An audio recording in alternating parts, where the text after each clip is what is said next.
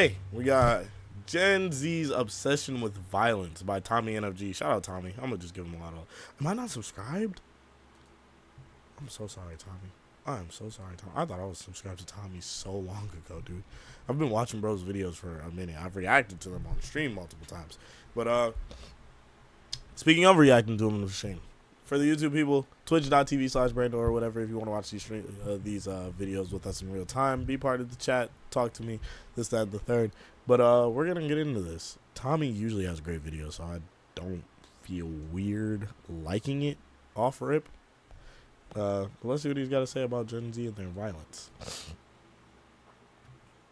Imagine this scenario. You wake up for work at 7:15 a.m. to get ready, have to deal with an hour worth of traffic because road infrastructure in America is designed by people, I presume, who have never drove a car. You manage to make it just in time for your shift at 9. You work at the movie theater. All you have to do is make sure people have the right movie ticket and sweep the floor. You walk into one of the theaters as 2 final words are uttered from a movie. Chicken jockey. And proceed to get hit by 10 popcorn bugs with the force of a Boeing 737. The Minecraft chicken jockey incidents are just one of many trends that Gen Z has done, which has related to things such as vandalism, general violence, and harassment. And I'm here to answer the question of why is Gen Z so violent? But before I start, that whole question can be answered pretty quickly. Some of you might be confused by the title because according to statistics, Gen Z overall is actually the generation with the lowest rate of violent crime ever recorded of any youth of a generation.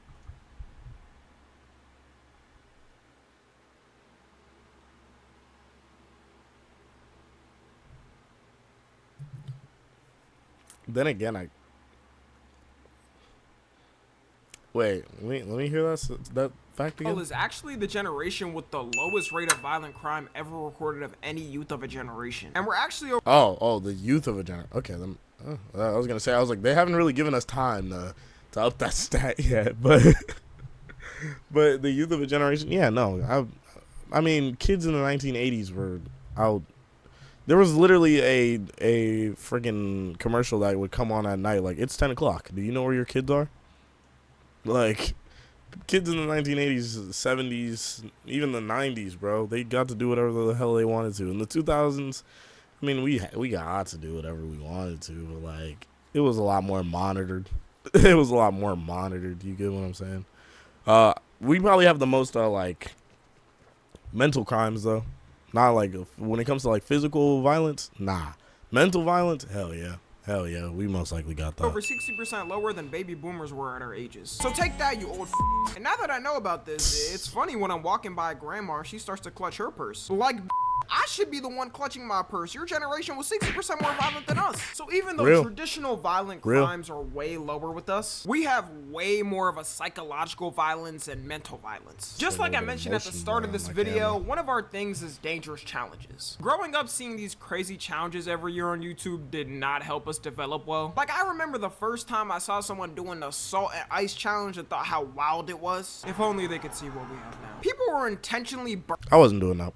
I don't think I did any of those challenges. I think my cousins did the cinnamon challenge in front of me, and I was like, I'm the youngest out of, I'm the second youngest out of my cousins. There's only one younger than me. So like, on my mom's side, those are mostly the people I was hanging out with in my childhood.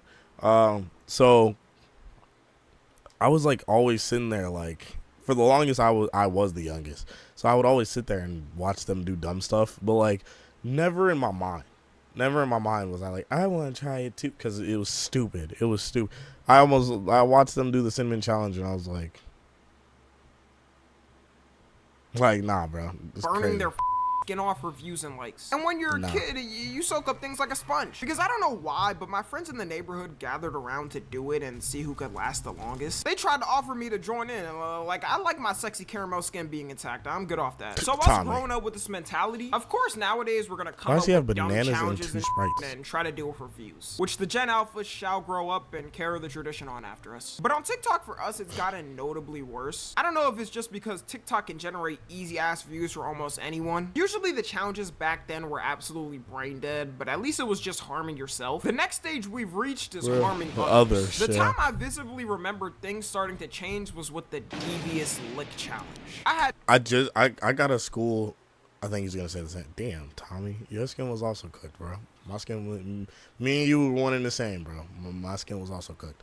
Yeah, no, I think I graduated the year before the Devious Lick shit started. So I was an adult. I was an adult. Well, technically, I was an adult. You get what I'm saying? But like, yeah, nah, bro. The Devious Lick challenge never made sense to me because y'all were just stealing, bro. And they finally got back in school, bro, from like COVID. So like y'all finally got back into school, and the first thing y'all started doing once y'all got into school was steal stuff. Like, come on, bro. I visibly remembered things starting to change was with the Devious Lick Challenge. I had just graduated that year, so luckily I wasn't in high school anymore to witness that bullshit. But we casually made robbery a trend and funny. I feel like in other generations, they would have just been too scared. Me and Tommy the same age. Hey, shout out to you, Tommy. Twin. The audacity to do something like this off being arrested and being scared to be put on the local news and too scared to have the audacity to do something like this off being arrested and colored waiting room. I know y'all saw that. That was crazy. Being scared to be put on the local news and having all their friends and family laugh at them and make fun of them for it. Also, some of y'all may not know, but the Devious Lick trend, yeah, they brought this whole trend back. Instead of now destroying school bathrooms and vandalizing them, they're taking school Chromebooks and annihilating them.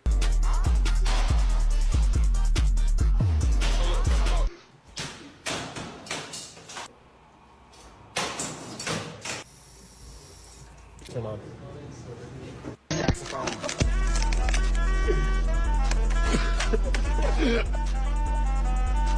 I don't know if some of these high schoolers don't. My school never gave us Chromebooks, and that is exactly why.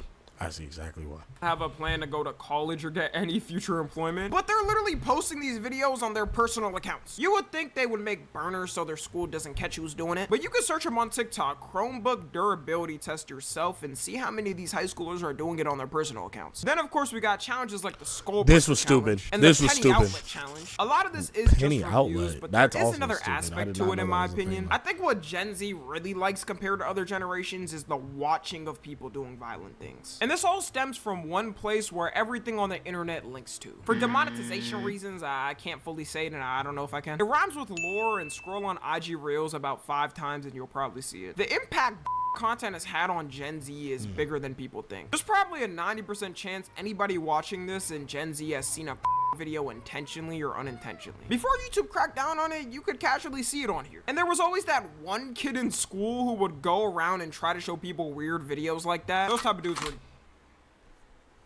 look just like this too. It looked just like this too. Yeah, nah, bro. If you in high school, bro, was like, I wouldn't even say in high school. Like I was given the luxury of growing up with the internet, so you know it was very easy to find. It was very easy to find fucked up stuff. If you really wanted to take your time and find it, you could find it. You get what I'm saying? With that being said, it was not a good time, honestly. It was not a good time to be alive. Well, I mean, it was a great time to be alive, but like it was not a good time because you would have someone like this motherfucker that'll walk up to you and be like, "Look at this," and then it's some Indian dude getting crushed by a train or something, and you're like, "Why would you show me that? You're in the middle of lunch. You're in the middle of eating your stale ass cheeseburger or something, bro." Definitely school threats. Seeing these type of videos in general is bad for you, but for somebody with a growing mind seeing it, it's even worse. Which is why I think it's an aspect in us being obsessed with dangerous trends. We're so I'm low-key desensitized to it. Yeah, I think that's what I would say. My fault, Tommy. Me and Tommy, hey, one and the same right now, bro, because I keep pausing and saying exactly what Tommy's gonna say. I'm low-key desensitized to it, bro. Like I'll be on Twitter and like somebody will send me some fucked up shit, or I'll see some fucked up shit unintentionally on Twitter, and I just be like, ooh. And then I scroll. Like I never go, oh my god. Like I never have the feeling that you should feel when you watch somebody. You know, you feel me when somebody gets. You feel me? I should feel a little way about that. But nah, I don't. I just be like, oh, okay. You know what I'm saying? Like I don't know. It's kind of crazy. Sensitized to us, it don't even matter anymore. I don't think humans were meant to see this much violence in our lifetime. In past generations, you couldn't casually see this stuff. I genuinely think if something like 9/11 happened nowadays, people would probably forget after a week when another catastrophic event happens and start posting rot memes of the Twin Towers. Shows back then used to get in deep trouble when they made a joke about 9/11. It took multiple years for shows and movies to start making jokes because they knew the public would tear them up. But nowadays, the goon never ends. I am the goon. I want you to know that I'm going to... The goon is me. After this video, we're doing a gooner tier list. It's over. It's over. I got it right here, too. Okay, I left this here as a joke. When we was on the ooh foo foo thing, I left this here as a joke and put it as research. But now we got to do it, bro. We got to do it. Bro. Nah. After this video, we got it, bro. After this video, it's up. It's up, bro. It's gotta be done. You'll have a bunch of people in the comments typing, "Oh man, TS funny as hell. Keep it up, gang." I know not everyone in our generation is like that. A lot of us know when the right time is to make a joke and when it isn't. Looking at IG Real comments though shows you the other side of people who don't know and don't care. IG Reels to me is like the kick of short form content. People will say comments. IG Reels platinum pooler.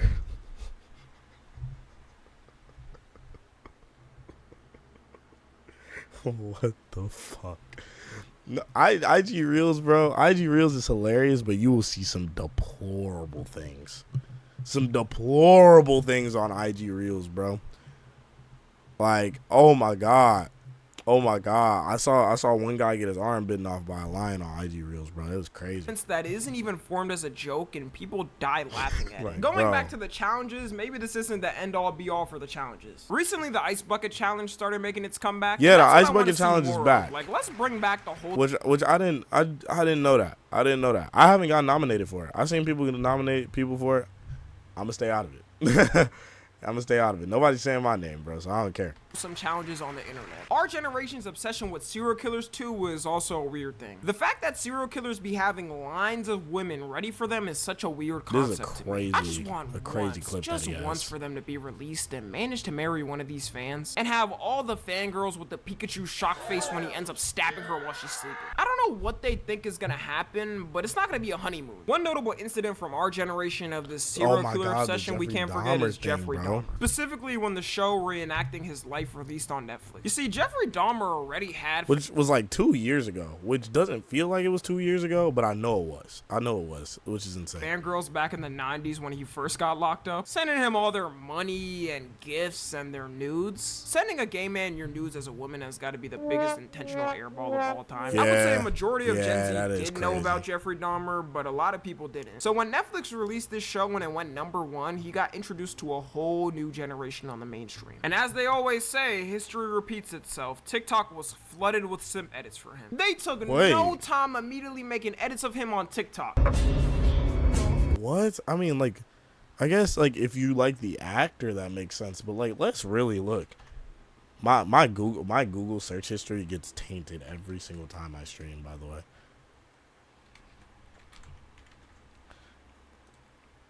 Y'all simping over this man? What is appealing about this? He's 6 foot, but like, what is appealing about this? There's nothing about this man that's appealing. Like, I don't know. Like, yeah, nah, bro, y'all got it. They gotta be white, bro. They gotta be white. I don't even know why I'm trying to justify white women, bro. Some white women are just insane, bro. They're just insane. You didn't know.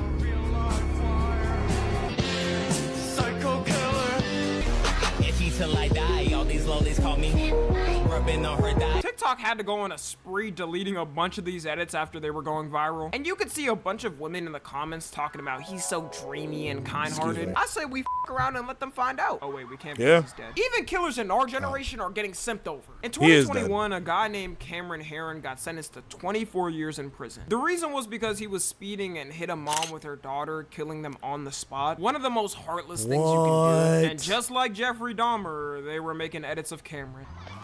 Those big eyes, bro.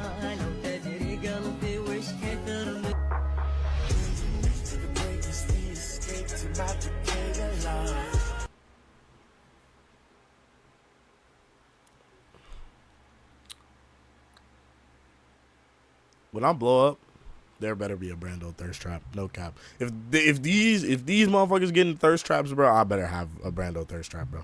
They went as far to even make a petition for him to be released that got 22,000 signatures on it. I'm not gonna lie, I don't ever want to hear women say men are more down bad when like this exists. Would men do the same if a similar thing happened with a woman that looked good? Absolutely, 100%. It'd probably be actually double the amount of signatures. But that shows we're really equal for real. Gen Z just likes to obsess over any danger in any aspect, like music too. Bro, I'll never forget when every rapper started rocking a shiesty in 2020. Everyone and their mother were running to the store to buy them. The shiesty hit the social media streets like crack. If you grew up around typical YNs, you already saw them rocking it before it became popular. So to me, it was funny growing up and seeing it go from purely hood wearing them to Billy from Utah with a loving family. Some people really don't know how big the reach is. As y'all know, I was in Japan for about 2 weeks this past month. Go follow on like the IG post, by the way, because I'm looking sexy. And I can't make this up. I seen a fully Japanese guy wearing a shiesty and sagging in Tokyo. The only gang you've been fighting is the Hidden Leaf Village, man.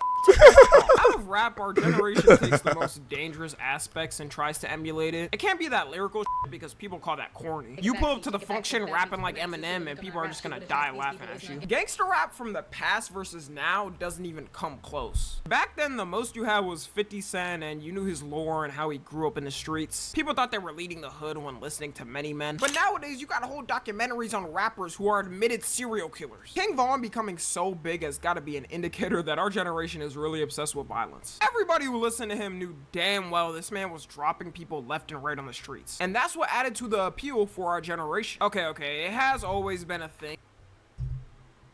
We knew it, but like, them shits were gas though, bro. Cause he got some top from a strip bitch. She from Kankakee. Come on, bro. Like, you knew that shit it was hard, bro. It was hard. Thing in rap where people ask, is the rapper really living what they rap? Which I think people are starting to care less about and more care about if the song is just good. I think us losing some of the biggest rappers to this violence kind of made it and put us off. I remember when Lil Tecca was breaking down his song lyrics and making sure people know he's not actually on any of that type of shit. Honestly, it felt shout out Tecca, bro. Shout out Tecca, bro. I got 2 twin Glocks, turn you to a dancer. I don't have no straps for nobody. I don't got no straps. But people still want to feel the real thing, and I think that's what King Von did. The whole YN culture taking over in general shows me our generation also just wants to obsess over violence just because. I know hella people make fun of Cardi listeners and the average Ken Carson fan, Destroy Lonely, whatnot. But I'd rather that's a crazy Billy clip. From Utah obsess over Cardi and try to act mysterious than Billy from Utah obsess over King Von and him be a young boy. Like, bro, the top enemy to black people in America is the YN because it makes the whole community look bad. And the fact that it's the most glorified on social media is a blow to the face. Because you'll have the old white people looking at their grandkids and them reenacting Murder on My Mind and blaming everyone that's black for it, even though most black people don't even like them either. I just imagine them waking up one morning and seeing their bundle of joy in their front yard recording a music video like this. You say you crazy, can you see me and you do nothing? Yeah. You do nothing. That's an awful lot of cough syrup. Yeah, nah, he got it, bro. Not a thing, yeah, I keep my head level-headed, walking through the rain. Walking through the rain, you won't understand why I fall liquor on this fucking thing. Yeah, I try to sneak put my hoodie up and bust a flame. I remember walking, taking buses, now I'm on the plane. You had your... So anyways, that's everything overall. Let me know how violent y'all are in the comments. Follow me on Twitter, Instagram. I'm violent. I'm violent as fuck. I'll catch 3 bodies right now. You know what? I'm up in Blick on everybody in chat, bro. Everybody in chat getting it, bro. W video from Tommy, bro. Gen Z's obsession with violence. Hey, for the YouTube video, help me. All right, for the YouTube people, bro. If you want to see the videos in real time, twitch.tv/Brando or whatever. But if not, I'll see y'all next time. Lame, man. Y'all so damn unoriginal that y'all about to take my name. So don't start to think that we similar, nigga. We do not we're the same. For comparison, I'm in Paris and you walking on a plane. Yeah, I'm that nigga static, so no, I gotta let you have it.